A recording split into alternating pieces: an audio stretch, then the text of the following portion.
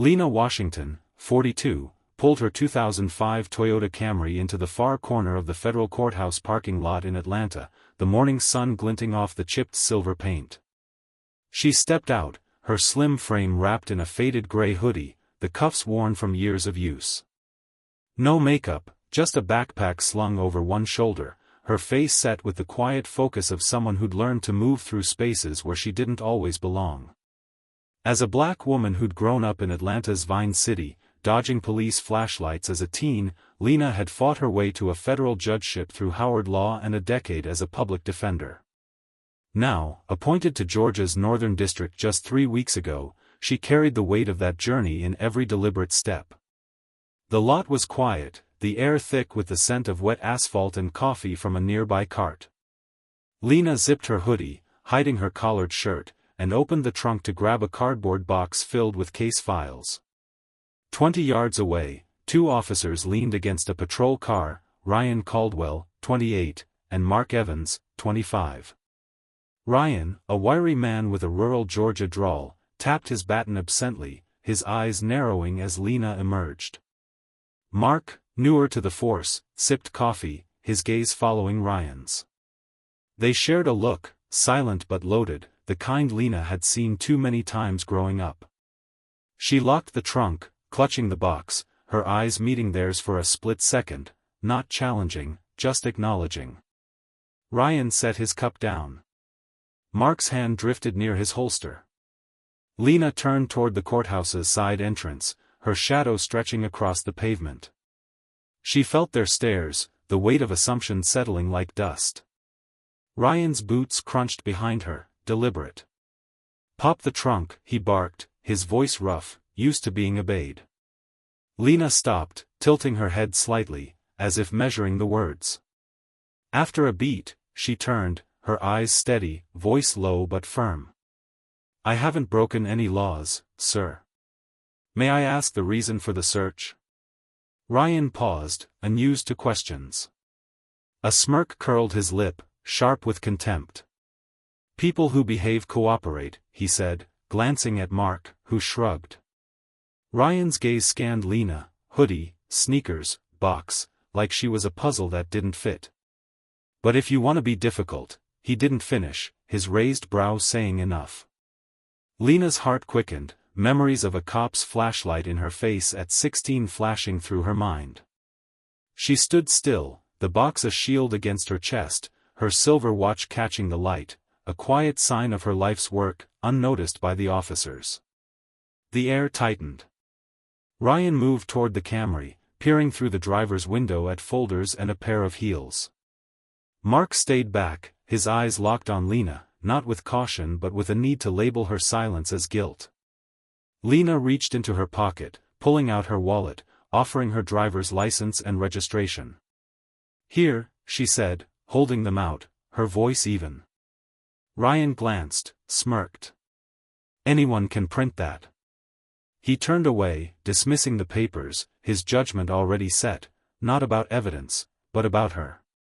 Ryan's smirk faded as he circled the car, his baton now in hand. "Driving this, not a lawyer, huh?" he said, half joking, half daring her to react.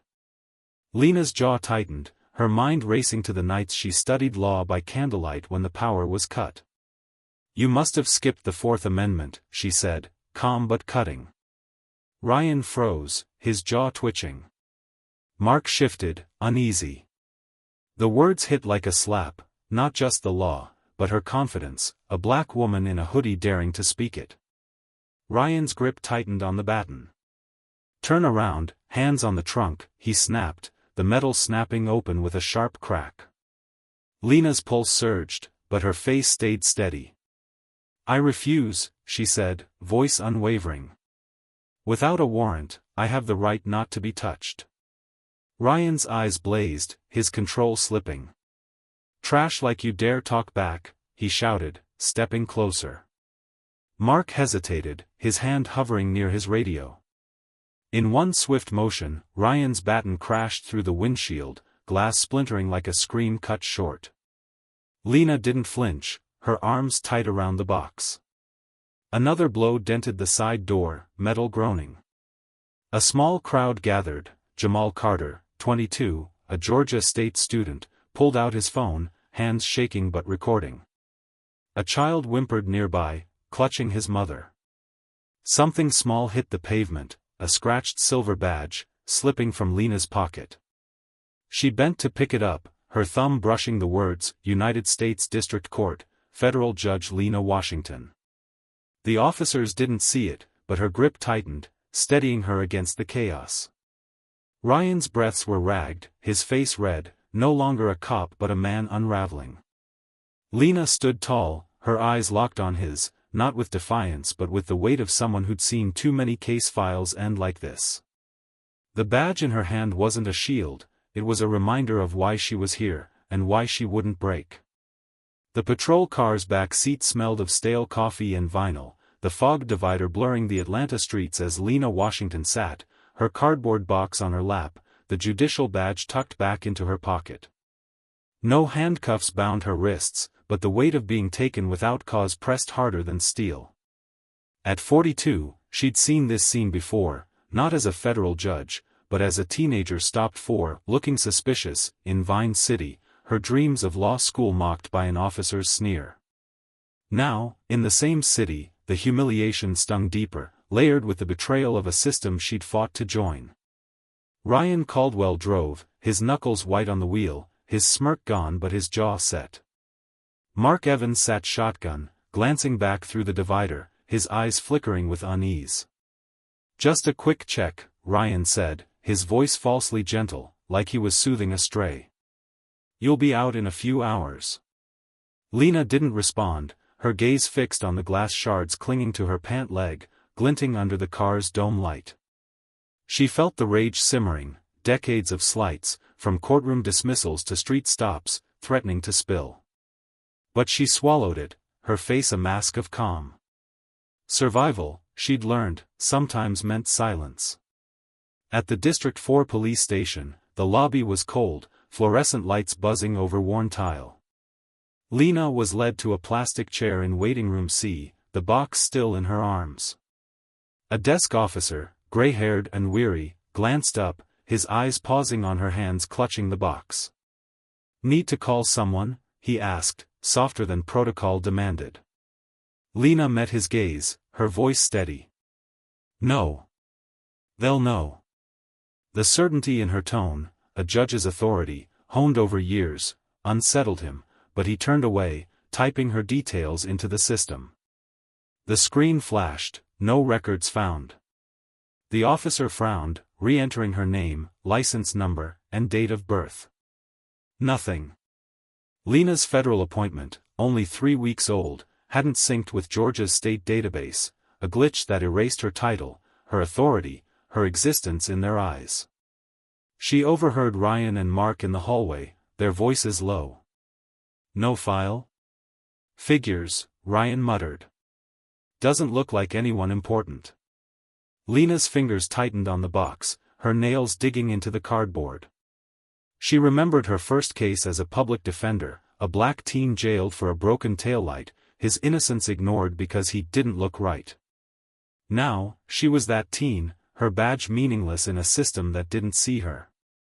She pulled out a small notebook from her pocket, leather-bound, its pages filled with thoughts never meant to be shared. In blue ink, she wrote, "I am here, but to them, I am no one." The words steadied her, anchoring her against the urge to scream, to demand respect. She'd learned early, arguing with power without proof only deepened the trap. Her mind drifted to her mother, a nurse who'd worked double shifts to send Lena to college, warning her, "They'll try to make you small, baby. Don't let them." Lena closed the notebook, her resolve hardening. She wouldn't break, not here, not now. A security guard passed, eyes on his phone, oblivious to the storm around her. Lena's gaze fell on the station's slogan above, "Service, Justice, Community Protection." The words mocked her, hollow as the system that let Ryan's baton swing unchecked. She brushed a glass shard from her hem, holding it beside her hidden badge. Both were broken, yet both were hers, proof of what she'd endured, and what she'd earned. Outside, she didn't know Jamal's video was already spreading, captioned, "Police smash woman's car for nothing." For now, she sat, silent, waiting, her heart a quiet drum of defiance. Jamal Carter's hands shook as he uploaded the 17-second clip to Twitter from a Georgia State University library cubicle, the sound of shattering glass still echoing in his ears. At 22, he'd seen police overreach before, stopped himself at 19.4, matching a suspect's description, while walking home. That day in the courthouse lot, his phone had been his shield, capturing Officer Ryan Caldwell's baton crashing through Lena Washington's car, her calm defiance, and the badge she picked up from the pavement. He titled the video, "Police Smash Woman's Car for Nothing #Justice for Lena," not knowing her name but sensing the truth in her stillness. By noon, the clip had 10,000 retweets. Atlanta's social media ignited. Hashtags like #Justice for Lena and #Judged for Existing trended, fueled by stories from others. A black nurse stopped for a suspicious bag, a Latino teen detained for loitering near his own home. A viral thread by a law student read, "This isn't just about one woman. It's every time we're judged for existing." Jamal refreshed his feed, stunned as the video hit Reddit and TikTok, comments flooding in, "If no one filmed, would this even matter? She didn't fight back, and they still smashed her car." The outrage wasn't just anger, it was recognition, a collective awakening to a pattern too long ignored. At the federal courthouse, Kayla Brooks, 38, a judicial coordinator, froze at her desk, recognizing Lena's profile in the viral clip. She'd worked with Lena years ago, auditing misconduct cases, both black women navigating a system that often overlooked them. Kayla's own past, passed over for promotions, her competence questioned, drove her to act. She dialed the police chief's office, her voice sharp, "The woman you detained is federal judge Lena Washington. Cease all actions. Forward all reports." Her call, made from a quiet office, set the system scrambling, though she'd never seek credit. Lena, still in the police station's waiting room, was unaware of the storm outside. Her notebook lay open, a new line inked, "They don't see me, but someone will." She felt the weight of her silence, not as defeat but as strategy, honed from years defending clients erased by the system. Her thoughts drifted to a case from her public defender days, a black mother jailed for a minor infraction, her children left alone. Lena had fought for her, winning her release, but the scars lingered. Now, Lena was that mother, her dignity battered but unbroken. On Twitter, a post from Maya Ellis, a 34-year-old black freelance writer, went viral without hashtags. "I was searched at a mall in 2015, my bag ripped open in front of strangers. No one asked why. I stayed quiet to survive." Her words, simple yet raw, echoed Lena's experience, connecting dots across time and place. Comments poured in, sharing similar stories, each a thread in a tapestry of systemic bias. Jamal retweeted Maya's post, his chest tight with pride and pain, knowing his video had sparked more than outrage, it had opened a space for truth. The police station's digital screen flickered, showing pending file numbers, one of them Lena's. She didn't know her story was trending, that students were planning forums, that Kayla's call had reached the chief. She only knew the glass shard in her hand and the badge in her pocket, both heavy with meaning. As the lobby buzzed, Lena's silence grew louder, not for herself but for every voice now rising, demanding the system see what it had long ignored. The Atlanta police chief's office was a blur of muted grays, the desk cluttered with reports as Chief Harold Grayson read the preliminary memo on the courthouse incident. At 53, he'd navigated scandals before, but the call from Kayla Brooks, sharp, federal, urgent, had rattled him. "The woman is Judge Lena Washington," she'd said, and the words hung like a verdict. Grayson folded the report, the first line glaring, "Suspect, female, approximately 40, no state records." He picked up the phone as it rang again, the deputy chief inspector's voice cold, "Halt all actions. She's a federal judge. Forward everything." Grayson's throat tightened, not from guilt but from the dawning cost of a system's oversight. Downstairs, Lena Washington sat in the station's waiting room, her cardboard box on her lap, the badge hidden in her pocket. The air was stale, the slogan, service, justice, community protection, looming above like a cruel joke. She wrote in her notebook, "They rush to cover, not to correct." At 42, she'd seen this dance before, clients dismissed, reports buried, truth diluted. Her calm masked a storm of memories, a cop's sneer at 16, a judge's dismissal in her 20s, each moment a brick in her resolve to outlast them all. Outside, the press conference unfolded on a city hall lawn, cameras flashing as the police spokesperson, a polished woman in her 30s, read from a script.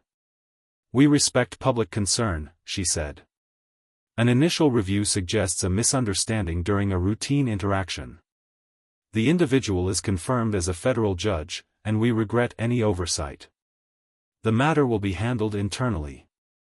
The words were careful, no apology offered, only a promise to review. Reporters pressed, but she deflected, her smile tight. On Twitter, #JusticeForLena surged, a user writing, "No sorry, just, we regret." Same old cover-up. Ryan Caldwell and Mark Evans stood in the station's break room, watching the broadcast. Ryan, 28, leaned against the counter, his smirk faint but defiant. "Misunderstanding," he muttered, sipping coffee. "Told you it'd blow over." Mark, 25, shifted, his eyes on the floor. Raised in a military family, he'd joined the force for structure, but Ryan's baton swings replayed in his mind, clashing with his father's code of honor. He stayed silent, his unease growing, a crack in his loyalty to the badge.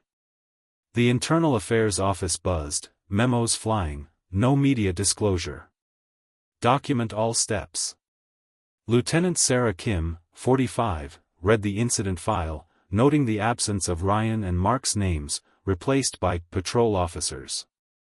She'd seen this before, redacted reports, vague promises. Her own career had stalled after questioning a superior's bias. Now, she hesitated, torn between duty and truth. The file noted, no state records, erasing Lena's identity, a glitch that protected the officers but exposed the system's blind spots. Lena overheard whispers in the station hallway, "No file, no problem." Her fingers traced the badge in her pocket, its worn surface grounding her. She remembered her first courtroom win as a public defender, freeing a black teen wrongfully detained. The victory was bittersweet, justice won, but the system unchanged. Now, she was the accused, her silence a weapon, not to fight but to endure. She didn't know the chief's office was in chaos, that Kayla's call had forced a pause, that Jamal's video was fueling protests. She only felt the weight in her chest, the glass shard in her hand, and the certainty that truth, though slow, would surface. Lena Washington sat in the police station's waiting room, the hum of Atlanta's midday traffic filtering through the cracked window. At 42, her gray hoodie was smudged with glass dust, her cardboard box a steady weight on her lap. The badge in her pocket pressed against her thigh, a silent anchor. She wrote in her notebook, "Silence isn't surrender, it's waiting for the truth to catch up." Her calm was deliberate, forged in Vine City streets and courtrooms where she defended black clients erased by bias. She felt the sting of being unseen, but her years as a public defender taught her, speaking too soon risks losing the fight before it starts. Her silence let others carry the story. Outside, Kayla Brooks, 38, sat in her courthouse office, her phone buzzing with updates. She'd known Lena from their days auditing misconduct, two black women pushing against a system that doubted them. Kayla's call to the chief had set the police scrambling, but she stayed quiet, her own past, overlooked promotions, whispered slights, fueling her resolve to protect Lena. She texted Jamal Carter, the student whose video was trending, "Keep sharing. She's Judge Lena Washington." Kayla's quiet action, unnoticed by most, was a lifeline, amplifying Lena's truth without stealing her voice. Jamal, 22, sat in a Georgia State lecture hall, his phone glowing with retweets. His clip had hit 100,000 views, #JusticeForLena trending globally. He posted a new thread: "Last year, I was stopped for looking suspicious. No charges, just humiliation. This isn't just about Judge Lena, it's all of us." His words, raw from his own stop at 19, connected with thousands, from a black nurse searched at a hospital to a Latino teen detained at a park. Jamal's activism, sparked by Lena's stillness, turned one video into a movement. At the station, Lena's gaze fell on the glass shard in her hand, its edges dulled but sharp enough to remind her of Ryan Caldwell's baton. She thought of her mother, a nurse who'd faced racism but smiled for her patients, telling Lena, "Hold your head up, even when they try to break you." Lena's silence wasn't weakness, it was strategy, a judge's patience honed by years of seeing justice delayed. She didn't know Kayla's call had reached the chief, or that Jamal's posts were flooding Twitter, or that Maya Ellis's blog about her own search was going viral. She only felt the weight of her choice to stand still, letting others speak. Ryan and Mark lingered in the station hallway, Ryan's smirk gone, replaced by a tight frown. "It's just a video," he said, but his voice wavered. Mark, 25, stared at his boots, his military upbringing clashing with his silence during the incident. He remembered his father's words: "Honor means doing right, no matter who's watching." Guilt gnawed at him, but he stayed quiet, torn between loyalty to Ryan and the truth Lena's calm exposed. A TV in the lobby flickered to a news segment: "Viral video sparks outrage over Atlanta police misconduct." Protesters gathered outside the courthouse, signs reading, "No justice, no peace." Lena didn't see it, but she sensed the shift, like a tide turning. Her notebook closed, she wrote one last line: "They can't unsee me now." Her silence was her power, not to shout but to hold space for voices like Jamal's, Kayla's, and Maya's, each a thread in a tapestry of truth demanding to be heard. The Atlanta police station's third floor was a maze of sealed offices, the air heavy with the scent of stale coffee and ink. Lieutenant Sarah Kim, 41, sat at her desk, the incident file open, its redacted lines glaring. Patrol officers, it read, Ryan Caldwell and Mark Evans' names erased. At 34, Sarah had questioned a superior's bias, costing her a promotion. Now, she hesitated, the file a reminder that truth often hid in what wasn't said. She overheard a radio call: "No further action until federal review." The system was closing ranks, but cracks were showing, and Lena Washington's silence was the wedge. In the break room, Mark Evans, 25, leaned against the wall, his coffee cold. Ryan Caldwell, 28, paced, muttering, "It's just a video. They'll forget." But Mark's eyes were distant, replaying Lena's calm refusal, the badge she'd picked up. Raised in a military family, honor was his compass, yet he'd stood silent as Ryan's baton swung. His father's voice haunted him: "A man's worth is in his actions, not his badge." Mark's guilt grew, a quiet fracture in his loyalty. He glanced at Ryan, but said nothing, his unease a seed taking root. Lena sat in the station's waiting room, her cardboard box on her lap, the glass shard tucked into her sleeve. At 42, she wrote in her notebook, "They protect their own, but truth finds a way." Her silence wasn't passive, it was a judge's restraint, honed defending clients buried by bias. She recalled a case from her public defender days, a black teen jailed for a broken taillight, his life upended by a system that didn't see him.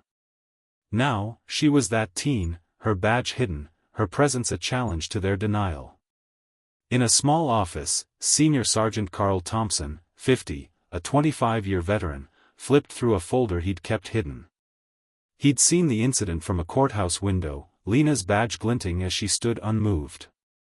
Carl, a white man from Decatur, had once ignored a black colleague's complaint, believing it preserved order. Now, guilt gnawed at him. He slipped into the Internal Affairs office, leaving a stack of unfiled statements, a bystander's account of Ryan's unprovoked shouts, a clerk's note about a child's cry at the glass's shatter. No signature, just a quiet act, a confession that the system couldn't bury everything. Outside, Jamal Carter's video hit 5 million views, #JusticeForLena fueling protests. A law student tweeted, "Judge Washington didn't fight, she stood. That's why they can't look away." Kayla Brooks, 38, monitored updates, her call to the chief a spark now ablaze. She didn't know Carl's actions, but their efforts aligned, quiet truths piercing the system's shield. At a student forum, a young woman shared, "I was stopped for looking out of place. Lena's story says I'm not alone." Lena felt the shift, though she saw no news. Her notebook captured it, "Someone moved. Not me." She didn't know Carl's folder was on Sarah's desk, or that Mark's silence was cracking, or that Jamal's video was changing minds.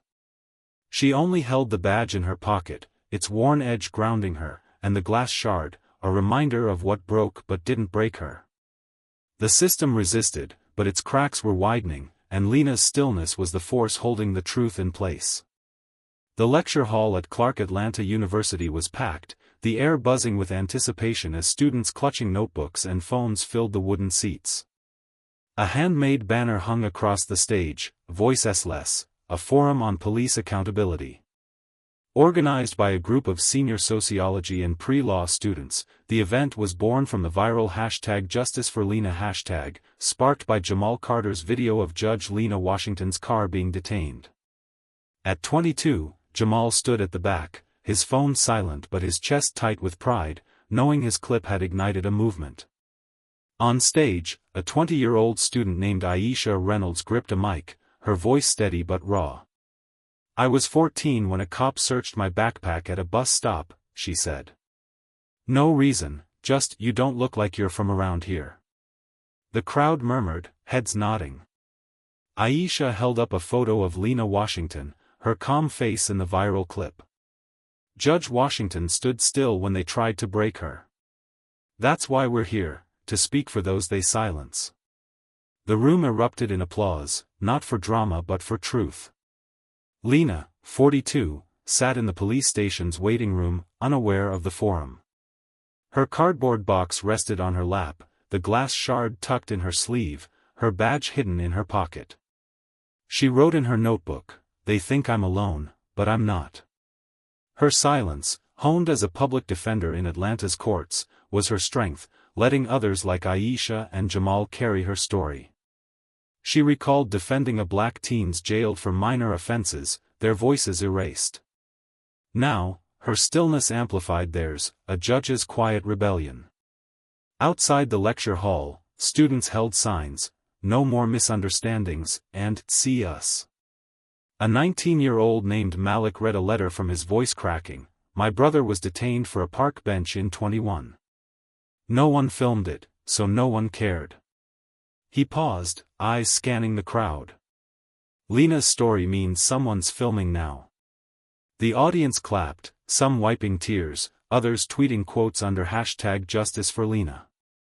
Kayla Brooks, 38, watched the live stream from her courthouse office, her call to the chief a spark now afire. She texted, "Aisha, you're her voice. Keep going." At the station, Officer Mark Evans, 25, lingered in the hallway, scrolling the forum's hashtag. Lena's calm gaze replayed in his mind, clashing with his military family's honor code. He overheard Ryan Caldwell, 28, scoffing, "Buncha kids whining." Mark's jaw tightened, guilt gnawing. He thought of his father's words, "Right is right, no matter the badge." He didn't speak, but his silence shifted, no longer loyal but questioning, a crack in the system's wall. The forum closed with a student poet, her voice rising, "They smashed her glass, but not her name. Lena Washington stands, and so do we."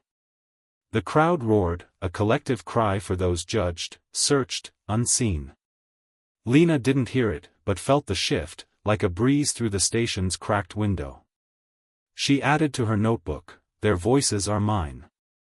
She didn't know Aisha's speech, Malik's letter, or Kayla's texts, but only the badge's weight, the shard's edge, and the certainty that her silence had sparked a chorus, demanding the system listen.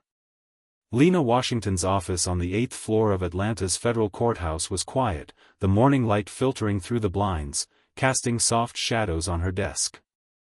At 42, she sat reviewing a case file, her gray hoodie replaced by a navy blazer, but the glass shard from her smashed car rested in a small wooden frame beside her worn silver badge. Both were unpolished, unassuming, a reminder of the day she was stopped, her car broken, her dignity tested but unbroken.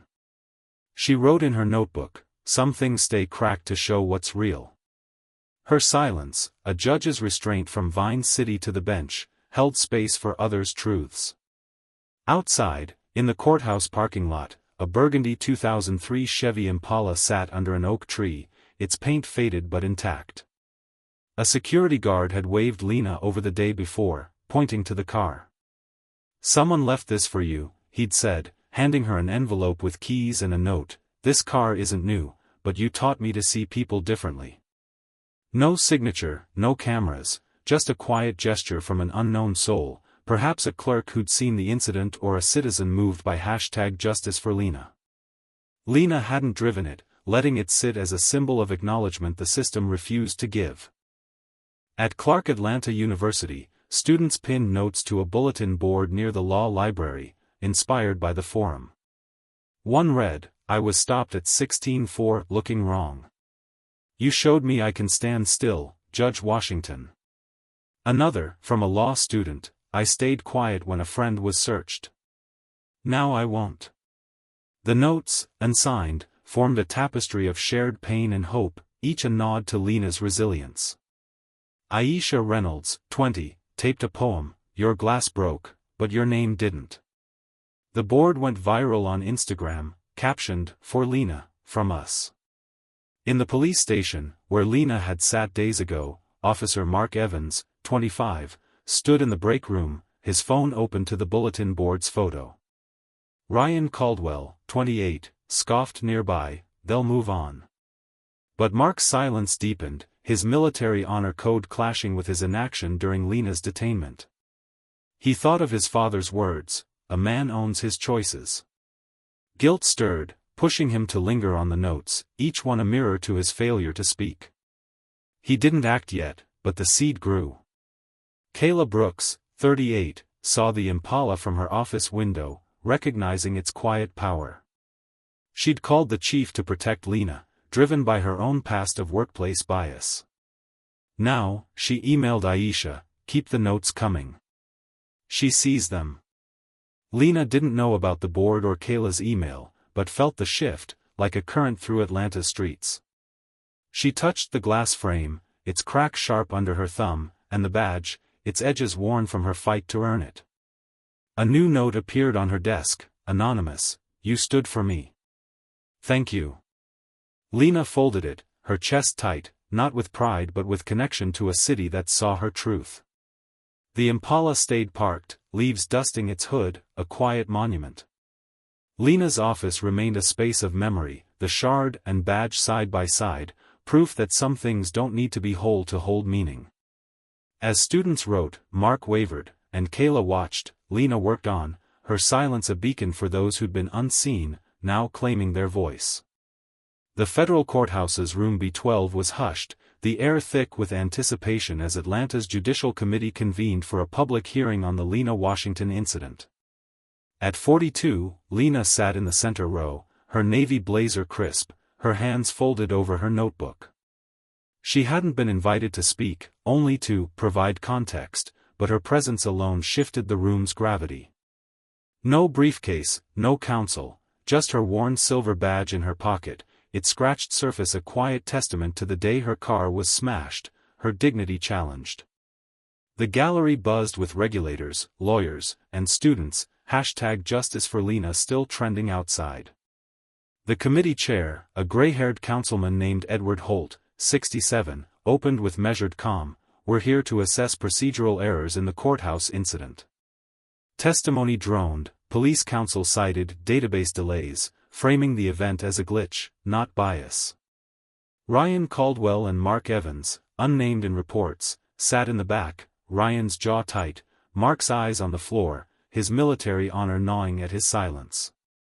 Lena listened, her face steady, but inside, rage simmered, memories of Vine City stops, black clients jailed for nothing, her own badge dismissed by a baton swing. She wrote, "They rewrite truth to save themselves." A young attorney, Lila Chen, 30, stood, reading a petition filed online, "We don't seek punishment, but recognition. This wasn't a mistake, it's a system." The room stirred, students nodding, phones capturing her words. Lila's voice cracked, "If she wasn't a judge, would we be here?" The question landed like thunder, exposing the bias that fueled Ryan's violence. Holt shifted, uncomfortable, as murmurs grew. Outside, Jamal Carter, 22, live-streamed, his video now at 10 million views, fueling chants, "No more silence." Lena felt the moment shift, her silence amplifying others' voices. Kayla Brooks, 38, watched from the gallery, her call to the chief weeks ago now a catalyst. She texted Aisha Reynolds, "She's here. It's time." Aisha, 20, tweeted, from her seat, "Judge Washington sits in silence, but we hear her." The hashtag surged, a chorus of Atlanta's pain and defiance. Lena's restraint, honed as a public defender, wasn't weakness, it was power, holding space for truth to break through. As the hearing neared its close, Lena rose, unannounced. The room froze, every eye on her. She walked to the bench, her steps deliberate, echoing her youth when she faced cops' flashlights at 16. From her pocket, she pulled the badge, its worn letters glinting under federal lights. She placed it on the table, not a word spoken, her gaze sweeping the room, not accusing, but demanding, "See me now." The badge sat, a silent indictment, proof she existed beyond their database, beyond Ryan's assumptions, beyond the system's denial. No one moved. Holt's pen stilled. Ryan looked away, his defiance crumbling. Mark's hands clenched, guilt flooding him, his father's honor code screaming. Lila sat straighter, her petition alive in Lena's act. The silence stretched, heavier than any speech, a judge's truth laid bare. Lena stepped back, nodded once, and left, the door's soft click deafening. The hearing resumed, but voices faltered, promises to review rang hollow. Students tweeted, "She didn't speak, but her badge did." Hashtag Justice for Lena. Outside, Lena stood in the courtyard, the wind sharp against her face. She didn't know Aisha's tweet, Lila's words, or Mark's turmoil, but felt the badge's absence, its weight now the room's burden. The system didn't change, not yet, but her silence had forced it to face itself, a mirror no one could shatter. Lena Washington's office was bare on a quiet November morning, the Atlanta skyline framed by her 8th-floor window. At 42, she sat at her desk, the glass shard from her smashed car in its frame, the burgled Chevy Impala's key beside it. Her badge was gone, left on the hearing room table days ago, its worn surface no longer hers to carry. She typed her resignation letter, effective immediately, her fingers steady, "I don't need to be remembered as the judge, just as one who didn't turn away." After 19 months, Lena knew her work here was done, not because she was broken, but because truth needed her elsewhere, beyond the system's walls. She left the office at 8 a.m., no farewell, no speech. Her notebook held the final line, "Justice lives where people choose to see." Her silence, forged in Vine City streets and Atlanta's courts, had sparked a movement, hashtag Justice for Lena, student forums, quiet confessions. She recalled her mother's words, "They'll try to make you small, baby. Don't let them." Lena hadn't, standing still when Ryan Caldwell's baton swung, her calm a beacon for others. Now, she walked away, not to hide, but to let her actions ripple. At Clark Atlanta University, a 10-year-old girl named Maya, daughter of a janitor, sat in the law school courtyard, sketching the burgled Impala parked under fading oaks. Its chipped paint and cracked windshield gleamed in the morning light, a quiet monument to Lena's story. Maya's fingers brushed a metal badge on the bench, its edges scratched, the words, "Federal Judge," clear. She didn't know Lena's name, but heard whispers. She stood here, didn't break. Maya tucked the badge in her pocket, her voice soft. Mama, what's justice? Her mother, wiping tears, said, it's when someone like her stays, so you can speak. The police station moved on, Ryan Caldwell buried in reports, but Mark Evans, 25, resigned, leaving a note, I stayed silent once. No more.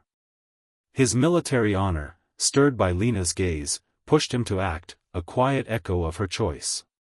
Kayla Brooks, 38, pinned a student's poem to her office wall, her call to protect Lena now a legacy. Aisha Reynolds, 20, led a new forum, her voice rising, Judge Washington showed us silence can speak. Jamal Carter, 22, filmed it, his video a spark that kept burning. Lena didn't see news, no hashtags, no notes. She stood in the courthouse lot, the Impala unmoved, leaves dusting its hood. She felt the weight of her journey, teen stops, courtroom fights, a shattered car, and the freedom of leaving it behind. Her legacy wasn't in statues, but in Maya's badge, Mark's resignation, Aisha's voice. She walked away, the city humming, knowing truth, once seen, wouldn't fade. To everyone who followed Lena's journey, thank you.